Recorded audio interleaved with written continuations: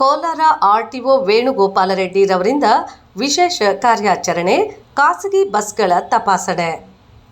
ಕೋಲಾರ ಜಿಲ್ಲೆಯಲ್ಲಿ ಸಂಚರಿಸುವ ಖಾಸಗಿ ಬಸ್ಗಳ ಬಗ್ಗೆ ಸಾರಿಗೆ ಆಯುಕ್ತರ ಕಚೇರಿಗೆ ಬಂದ ದೂರುಗಳ ಹಿನ್ನೆಲೆಯಲ್ಲಿ ಕೋಲಾರ ಜಿಲ್ಲಾ ಪ್ರಾದೇಶಿಕ ಸಾರಿಗೆ ಅಧಿಕಾರಿ ಎಂ ವೇಣುಗೋಪಾಲ್ ರೆಡ್ಡಿ ನೇತೃತ್ವದಲ್ಲಿ ವಿಶೇಷ ತಂಡ ನಗರದ ಕೊಂಡರಾಜನಹಳ್ಳಿ ಬಳಿ ವಿಶೇಷ ಕಾರ್ಯಾಚರಣೆ ನಡೆಸಿ ಖಾಸಗಿ ಬಸ್ಗಳ ದಾಖಲೆಗಳನ್ನು ಪರಿಶೀಲನೆ ನಡೆಸಿದರು.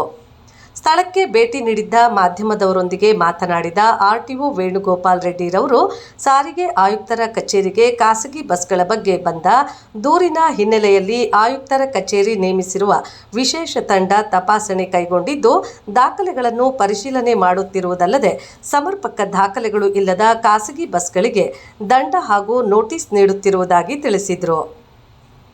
ಮುಂದಿನ 15 ದಿನಗಳಲ್ಲಿ ಶಾಲಾ ಕಾಲೇಜುಗಳ ಬಸ್ ಮತ್ತು ಆಟೋಗಳ ದಾಖಲೆಗಳನ್ನು ನವೀಕರಿಸಲು ಅವಕಾಶ ನೀಡಿದ್ದು, 15 ದಿನಗಳ ನಂತರ ಪರಿಶೀಲನೆ ನಡೆಸಿ ಕಾನೂನು ಕ್ರಮ ಜರುಗಿಸುವುದಾಗಿ ಎಚ್ಚರಿಕೆ ನೀಡಿದರು.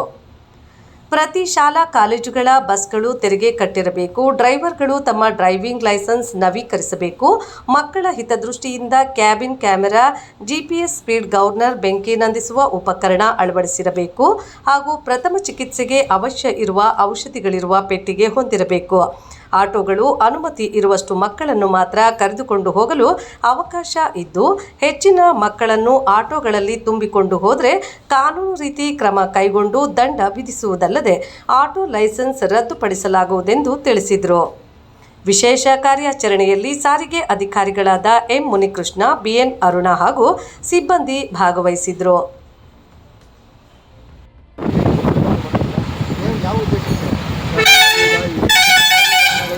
ಕಾಂಟ್ರಾಕ್ಟ್ ಕ್ಯಾರೇಜ್ಗಳು, EIT ಸ್ಕೂಲ್ ಬಸ್ಗಳು ಮತ್ತು ಆಟೋ ರಿಕ್ಷಾಗಳು ಇದ್ರ ಮೇಲೆ ಸುಮಾರು ಕಂಪ್ಲೇಂಟ್ಸ್ ಇದ್ದು, ಹಾಗಾಗಿ ಆ ಕಂಪ್ಲೇಂಟ್ಸ್ ಇರೋದ್ರಿಂದ ನಮಗೆ ಈಗ ವಿಶೇಷ ತಪಾಸಣೆ ನಡೆಸ್ತಾ ಇದ್ದೀವಿ.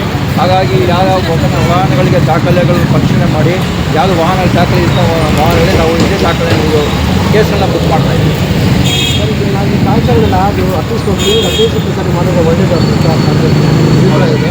ಇದು ಯಾವಾಗೋ ಸರಿ ಮಾಡಿದ್ರೆ ಅಲ್ಲ, ಇದು ನಮಗೆ ಕಂಪ್ಲೇಂಟ್ಸ್ ಬಂದರೆ ನಮ್ಮ ಹೆಡ್ ಆಫೀಸಿಂದಾನೆ ನಮಗೆ ಇದು ಸ್ಕ್ವಾಡ್ ಅಂತ ಮಾಡಿ ಈಗ ಸ್ಕ್ವಾಡ್ ಕಳಿಸ್ಕೊಟ್ಟಿದ್ದಾರೆ. ಹಾಗಾಗಿ ಇದು ವಿಶೇಷ ತಪಾಸಣೆ ನಡೀತಾ ಇದೆ. ರೆಗ್ಯುಲರಾಗಿ ನಮಗೆ ದಿವಸ ನಡೀತಾನೆ ಇದೆ.